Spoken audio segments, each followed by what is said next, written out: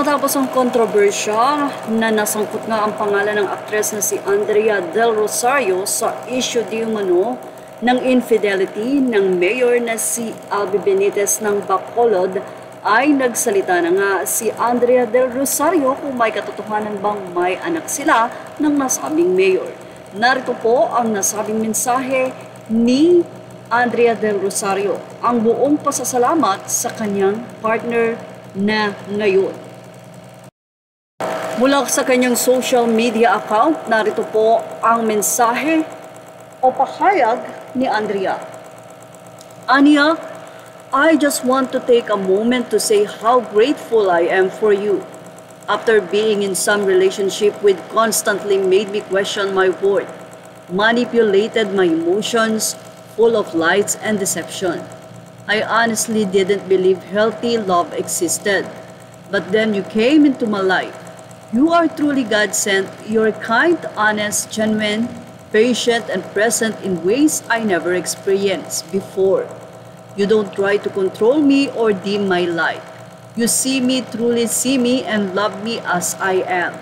Being with you has helped me unlearn so much of what I thought love was supposed to feel like. Thank you for showing me the difference between real connection and emotional games. You've helped me and even Bea heal without even trying, just by being yourself, and that means more to me and Bea that I can put into words. You and God knows the truth, and that's all that matters. Thank you, Anthony, for being our rock through all the challenges. P.S. Thanks for stopping me to make patol sa mga troll. Lord, FB Andrea Del Rosario. Walang inamin o dininay si Andrea Del Rosario kung totoo bang ang kumakalat na balita na may anak sila ng mayor ng Bacolod na si Albi Benitez.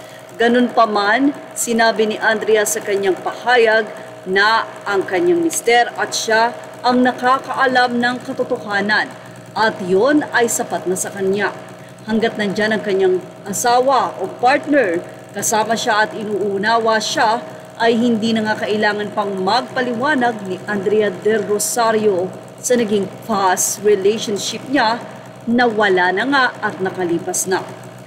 Marami naman ang nagsabi sa mga netizen na salamat daw at nagbigay ng pahayag si Andrea.